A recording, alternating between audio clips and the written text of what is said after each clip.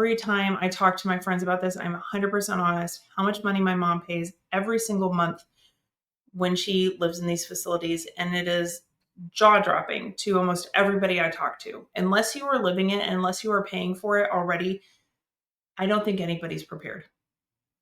My parents were prepared. At 38, they got long-term healthcare insurance, so their premiums were low. And that is what is able to pay for this facility. Eventually, the money will run out. It is not forever. So as care goes up, the money pot goes down, right? So the way my mother's is set up, there is a pot of money, and we submit her bills, and they will cover, like I said, 2/3 of the cost. And every month that pot of money goes down and down and down until the money runs out. And then once the money runs out, you have to come up with your own source of income to pay for these locations. Hi everyone, I'm Lexie Callies. Do you feel the squeeze of caring for an elderly loved one and school-aged children? Then welcome to the Sandwich Stories. Let's dig in. Hi everybody, it's Lexie Callies with Sandwich Stories. I hope you're having a really great week. It has been busy for me. Volunteer season has started. And for those who don't know that about me, I am on the board of a children's nonprofit in my local area. And so now that the school year has started, my service time has started. So I had a nice little break over the summer because we really service this one specific school during the school year. And we also really focus at Christmas too. So we had a little bit of a break and now it's back up and running. So I'm busy with that. And then I'm also the concession stand manager for my son's middle school band, which means at all the middle school football games, I and volunteers run the concession stand, hoping to make as much money as possible for our band boosters. So that is starting also. So I get to deal with all of the things that come along with that. So I've been busy. And I'm also getting over a 48-hour stomach flu that I had about a week and a half ago. So it kind of all came together. But with that said, things are good. And I know last time we met, I started talking about facilities and the cost. And today I'm going to talk about where my mom lives. And it is in the DFW area, in a pretty affluent area. And so I don't know. Sometimes I wonder if that affects the cost. And sometimes I wonder if it's just the cost we all pay, right? So my mom is in a facility, like I've said in the past, where my dad used to live. Now, my dad lived there from 2016 to 2020. And at that time, it was a dedicated memory care facility. So you had to have had a diagnosis of a memory disability. So that might have been Lewy body, Alzheimer's, regular dementia. I think they did take Parkinson's because along with Parkinson's does come some memory problems. And so then, and then of course what my dad had, which I think my dad was the only patient and probably still has only been the only patient they had that had frontal temporal dementia. So then my mom moved in last June. So we moved her from one assisted living facility to this one because, like I've said also in the past, when my mom and I discussed memory care options, she specifically said she wanted to go where my dad was because she knew it. She knew the level of care that she would receive. So I said, yeah, sure. So last June, we moved her in. Now they have 3 levels of care. Level 1 is its own specific building. It can house 16 residents. They do have a lot of residents there that are that have their own suite. So it is a 1-bedroom suite with an attached bathroom. and they are large enough to have roommates. So when my mom moved in, they did not have any private rooms available. And so she moved in June of 24 with a roommate, and she was paying $285 a day. Now, the cost that came with $285 a day and a roommate was room and board, so all her meals and all the activities and medication management. So they have a full-time nurse at all times on a shift. They have caretakers. And in my mom's building, they had anywhere between 1 or 2 caretakers, because in the level 1 building, more people are able to do things themselves. So they don't need as much help, like going to the bathroom or changing, things like that. Now, they did help my mom do shower standby, and they did help her with showers, just for safety reasons, which I really appreciated. And so with that, like I said, with a roommate was $285 a day and no other extra care. Now, if you had your own apartment by yourself, it was $305 a day, back in June of 2024. Now, normally when you have reached a year, your rent will go up around $400 a month. And they say it's for inflation. They say it's to have competitive care and competitive pay. So it really does go up a lot every month. $400 extra a month. They give you a 30-day notice that the rent will go up. And so in January of 2025, my mom moved from level 1 building to the level 2 building. They said she needed more care, which I did agree with. I put it off a little bit as much as I possibly could because I knew the price increase would come up. My mom got her own private room. Her room is in the level 3 building, which is more advanced, sometimes end of life care. That is where they had their own private room available, and it has a private toilet, but it does not have a private shower. She has to go to a shared shower space for that, but it is a very large room and could easily have 2 people in it. So it's a nice big room, which I do appreciate. And when she moved into that room in January of 2025, the price went up. I'm going to make sure I have the correct pricing. I don't want to get it wrong. It went up to $380 a day. What a jump. $100 a day jump. That's a lot. And then June, she hit a year. And what happened in a year?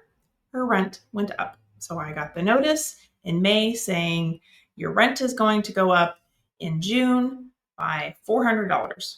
So now my mother pays $403 a day to live where she is right now. Let that sink in a little bit. That is a lot of money a day. She does need some help, and so she does add on incontinence care, which is $625 a month. So she's paying $403 a day plus the $625 a month on top of it. It is so much money. And like I said, she does get full, all her meals are covered. If she needed transport to go to a doctor, they would be willing to take her to the doctor and drive her there. They do provide activities. Now that she's in the level 2 building, she spends her days in the level 2 building, even though her bedroom's in the level 3 building. There are a lot more people.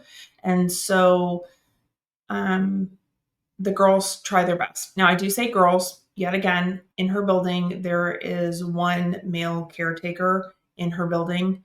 And like most of these locations and facilities, it is mostly women who run the show. There is a male executive director where she lives. There is a male caretaker in the level 2 building where she is.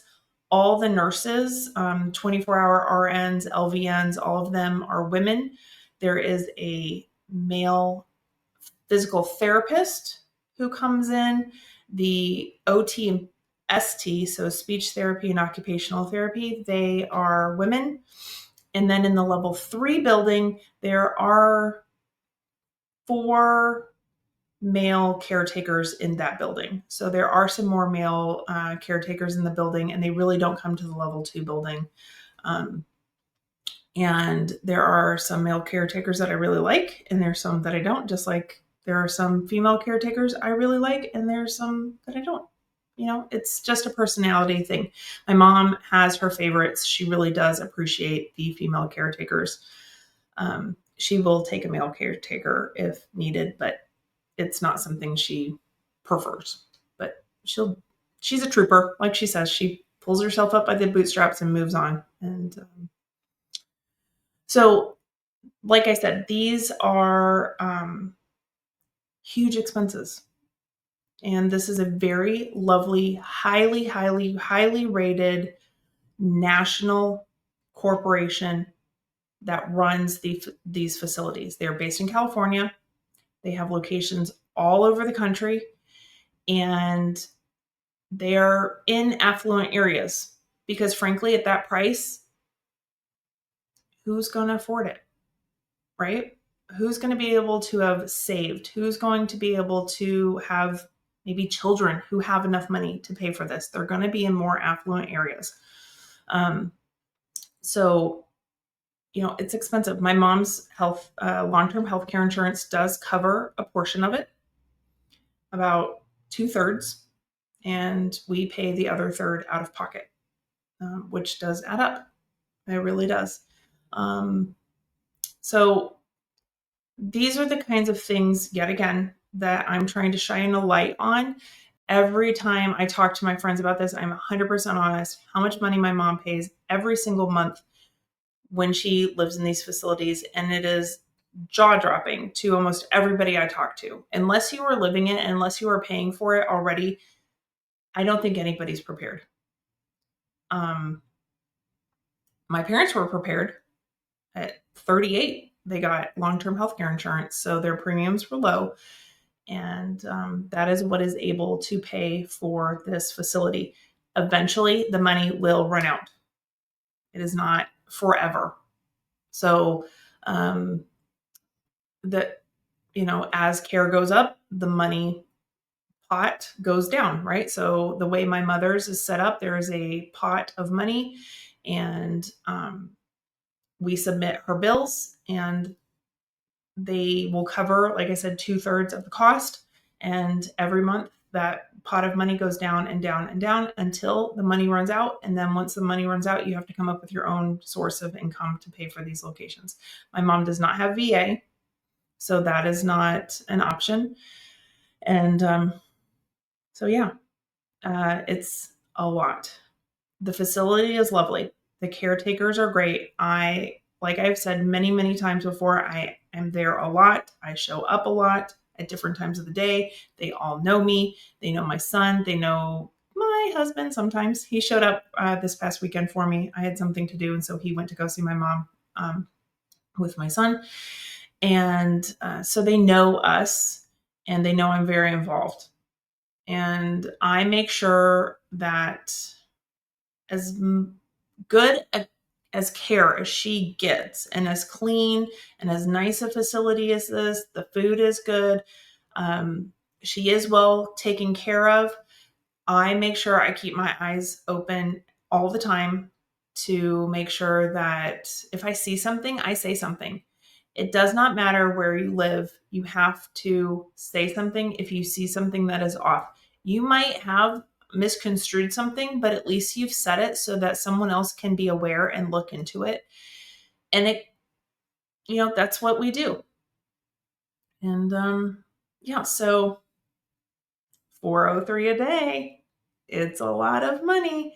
A friend of mine who is in international tax, does numbers very quickly in her head. And she looked at me and she told me what that was for a whole year. And I said, yeah, I know how much it costs for a whole year. And I said, and put it in a certain perspective.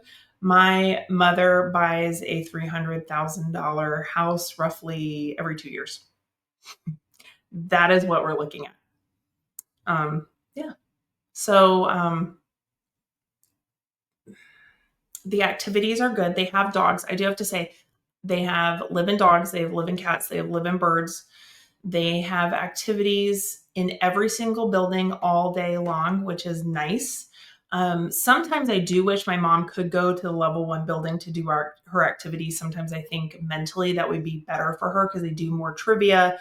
They do a little more in-depth things because people haven't progressed as much as they have in the level 2 or the level 3 building. Doing activities in the level 3 building for her are not appropriate, but she does get bored playing cornhole and bingo. They do some trivia and she's always on. And I always get the comment, man, your mom was really on it today with all the trivia. And if she were to go to the level 1 building for activities, she would only be able to do that for when the weather is nice because it is across the parking lot. It is its own building across the parking lot. And so if the weather would be bad or too cold or too hot, or there's not somebody to take her across the parking lot, she would not be able to participate. So that is why she spends her days in the level 2 building. So yeah, that is what it costs to live where my mom lives. And like I said, we are in the DFW area of Texas. So that is Dallas, Fort Worth, all the mid-cities in an affluent area, and 403 a day, not including any other care. So that adds up. I hope you picked up your jaw off the floor because it shocks me every single time I also talk about it and think about it. So sometimes I try not to think about it. I just write the check and send it off. I know next June, the price is going to go up again. Okay. With all that said, song of the week is Lemonade by Forrest Frank. Now, my friend Jeremy sent this to me. I have not heard this song. I'm going to, when I'm done with this, listen to it. I know it's going to be good because Jeremy's a fun guy. I know it's going to be great. So maybe this will be a new one for all of us, except for Jeremy. So, and with knowing me, I probably have heard this song and just didn't know the name or who sang it. And I was like, oh, I do know this. But maybe I won't, and I will find something new to love. So Lemonade by Forrest Frank. And I hope you all have a great day. And I love you guys, and I'll see you next week. Okay? Bye-bye. Thank you so much for listening to Sandwich Stories.